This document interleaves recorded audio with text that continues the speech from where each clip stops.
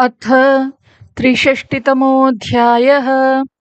तुलाराशेः स्वातिनक्षत्रस्य चतुर्थचरणम्।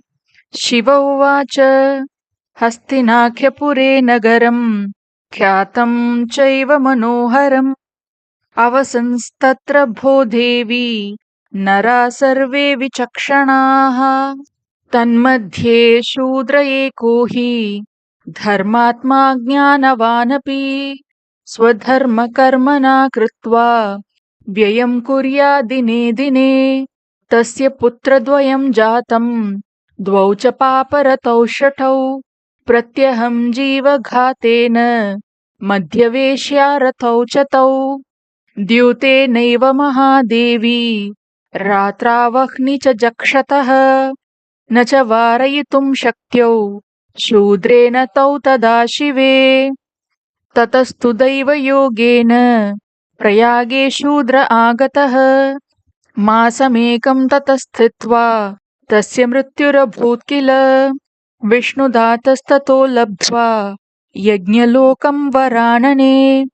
विमानं वरमारूढो जज्ञे सह वरानने। तस्या भार्या विशालाक्षी मर्त्यलोके सुरेश्वरी। सा भवेद्विधवा नारी किञ्चित्काले गते सती। परपुंसी रता जारे प्रत्यहं व्यभिचारिणी। ततो बहुगते काले तस्या मृत्युरभूत् किल। यमदूतैर्महाघोरैः निक्षिप्ता तत्क्षणादपि 20,000 नरके परिभुज्यते। शूद्रः पुण्यक्षये जातः मृत्युलोके सुरेश्वरी। जन्म तस्याभवद्देवी मध्यदेशे सुरेश्वरी। तदा सा त्वभवन्नारी या पुरा व्यभिचारिणी। पूर्वजन्मप्रसङ्गाच्च वंशच्छेदो हि जायते। रोगश्च जायते ताभ्यां कष्टं चैव दिने दिने। अस्य पापस्य वैशान्तीं तत्समासेन मे शृणु। स्वर्णवृक्षं वरं कृत्वा स्वाङ्गुष्ठपरिमाणकम् फलपुष्पसमायुक्तं फलपञ्चदशस्य तु।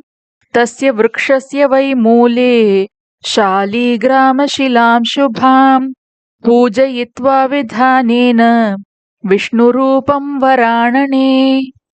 ब्राह्मणाय ततो दद्यात् गां च दद्यात् पयस्विनीं। गायत्रीमन्त्रजाप्यं तु लक्षमेकं तु कारयेत्। ततः पापशुद्धिः स्यात् पुत्रो भवति नान्यथा। सर्वे रोगा क्षयं यान्ति काकवन्ध्या लभेत् सुतम्। इति 63तमोऽध्यायः।